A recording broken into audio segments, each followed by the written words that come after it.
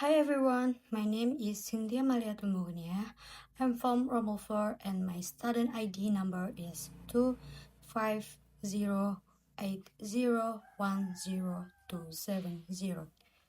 Imagine a country where the street feels safe even late at night, crime is rare and people follow the rules almost instinctively. That country is Singapore. Its criminal law system is often known as one of the strict and most efficient in the world, and that reputation didn't happen by accident. Singapore's legal system is originally based on English common law, introduced during colonial times, but after gaining independence in 1965, Singapore didn't just keep the system as it was. Instead, it adapted it to fit the reality of a multicultural society, shaped by Malay, Indian, and Chinese influence. From early on, the government put security and stability as top priorities. The foundation began way back in 1826 under British rule, and in 1871, the penal code adapted from Indian law was put in place. After independence, under Lee Kuan Yew's leadership, Singapore reinforced its legal structure, especially to address corruption, drug trafficking, and national security threats. That approach appears in laws like the Misuse of Drugs Act, the Sedition Act, and the International Security Act. Now, when it comes to punishment, Singapore is extremely firm. Murder carries a mandatory death penalty. Crimes like rape or aggravated assault might lead to life imprisonment or caning.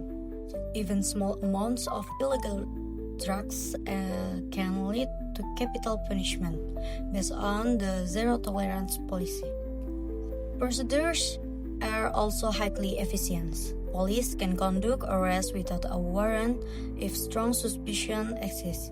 However, unlike other common law countries, Singapore doesn't use a jury system. Judges decide directly, making the process much faster. Has it been effective? Statistically, yes. In 2022, Singapore recorded a homicide rate of only 0.3 per 100,000 inhabitants. Law enforcement is supported by extensive use of technology, include citywide CCTV, digital monitoring, and litigation. Low corruption among officials has also contributed to strong public trust. However, the system is not free from criticism.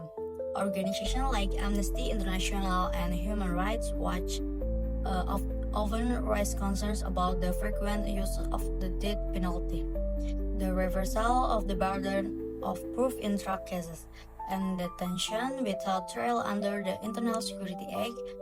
Some scholars even argue that Singapore applies rule by law, meaning law as a tool of state control rather than rule of law, which is focused more on protecting individual rights.